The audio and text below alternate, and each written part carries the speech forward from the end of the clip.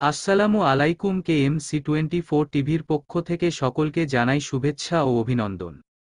বগুড়ায় স্বেচ্ছাসেবক দলের আহ্বায়ককে কুপিয়ে হত্যা।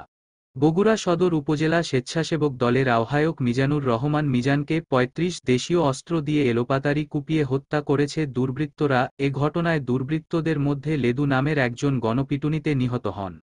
সোমবার ৯ সেপ্টেম্বর রাত ৯টার দিকে সদরের গোকুল ইউনিয়ন পরিষদের সামনে এই ঘটনা ঘটে। নিহত মিজান গোকুল উত্তরপাড়ার আফসার আলীর ছেলে।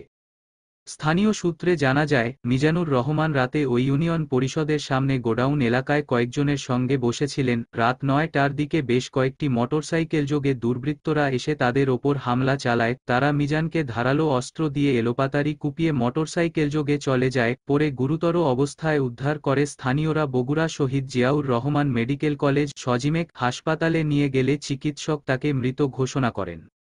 মিজান খুনের ঘটনায় দুর্বৃত্তদের মধ্যে লেদু নামের একজনকে পিটিয়ে আহত করে জনতা। পরে বগুড়া সজিমেক হাসপাতালের জরুরি বিভাগে নিয়ে গেলে আহত লেদুকে মারধর করে মিজানের সমর্থকেরা। এসময় ঘটনার ভিডিও ধারণ করতে গেলে যমুনা টেলিভিশনের বগুড়া ব্যুরো প্রধান মেহেরুল সুজনসহ অন্তত ৪ জন সাংবাদিককে পিটিয়ে আহত করে বিএনপি ও স্বেচ্ছাসেবক দলের নেতাকর্মীরা। পরে সেনাবাহিনীর একটি দল সেখানে গিয়ে পরিস্থিতি নিয়ন্ত্রণে নেয়।